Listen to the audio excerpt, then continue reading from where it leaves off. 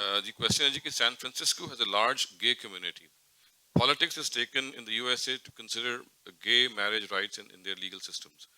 What is the Islamic viewpoint on accepting gay citizens as part of the state? یہ فیصلہ جس حکومت نے کیا ہے ظاہر ہے کہ ان کے اپنے اصول ہیں، اپنے قاعدے ہیں. ہمیں اللہ تعالیٰ نے یہ تعلیم دی ہے اور یہ صرف مردوں ہی کے بارے میں نہیں ہے، عورتوں کے بارے میں بھی ہے کہ سوائے شادی کے ہم کسی کے ساتھ جنسی تعلق نہیں قائم کر سکتے.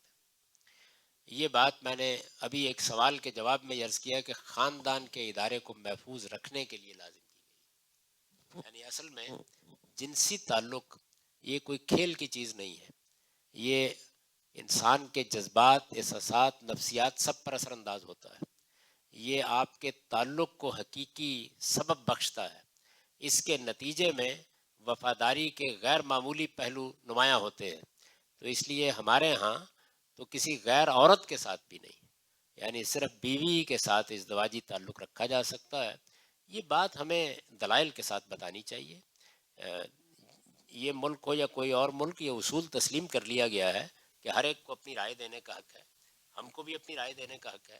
اپنی رائے کو ہم دلیل کے ساتھ بیان کریں گے اور لوگوں تک پہنچائیں گے. باقی فیصلہ کرنے کا اختیار ہمارے پاس نہیں ہے، جن کے پاس ہے انہوں نے فیصلہ کر لیا. مثلاً ایک کینڈیڈیٹ جی بہت کمپیٹنٹ ہے، ہر لحاظ سے دانشور ہے، سارے جو اس کے اندر اچھائیاں ہو سکتی تھیں وہ ہیں، لیکن وہ گے ہے. تو کیا ہم مسلمانوں کو ایسے شخص کا انتخاب کرنا چاہیے کیونکہ باقی ساری کوالٹیز اس کے اندر ہیں؟ یہ ایک انحراف موجود ہے. اب مثال کے طور پر اگر کسی آدمی کے ہاں یہ انحراف موجود ہو کہ وہ ویسے بدکاری کرتا ہو، یہ بھی تو ہو سکتا ہے. جی. تو اس وجہ سے سیاسی فیصلے ہمیشہ مجموعی صورتحال کو دیکھ کے کیے جاتے ہیں. سیاسی فیصلے بنیادی طور پر مذہبی نہیں ہوتے.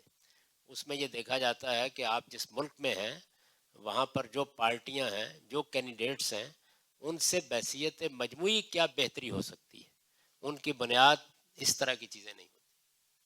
پولیٹیکل فیصلے بالکل اور چیز ہے، ہمارا موقف اس معاملے میں بالکل اور چیز ہے. ہم اپنا موقف پیش کریں گے، اس کے دلائل دیں گے، لوگوں کو اس کا قائل کریں گے اور یہ بتانے کی کوشش کریں گے کہ اللہ تعالیٰ نے خاندان کے ادارے کو محفوظ رکھنے کے لیے جنس پر یہ پابندی لگائی ہے تو کیوں لگائی ہے. تو اس کو دلائل کے ساتھ بیان کریں گے. رہ گئی یہ بات کہ آپ نے ایک پولیٹیکل فیصلہ کرنا ہے، تو وہ تو پاکستان میں بھی ہم جب فیصلہ کرنے کے لیے بیٹھتے ہیں تو وہاں بحثیت مجموعی دیکھتے ہیں کہ کون آدمی یا کون سی پارٹی نسبتاً بہتر ہے. کسی اس طرح کی چیز کے معاملے میں اگر بنیاد رکھیں تو مجھے اندیشہ ہے کہ شاید پھر ووٹ دینے کی بجائے یہیں آنا پڑے گا.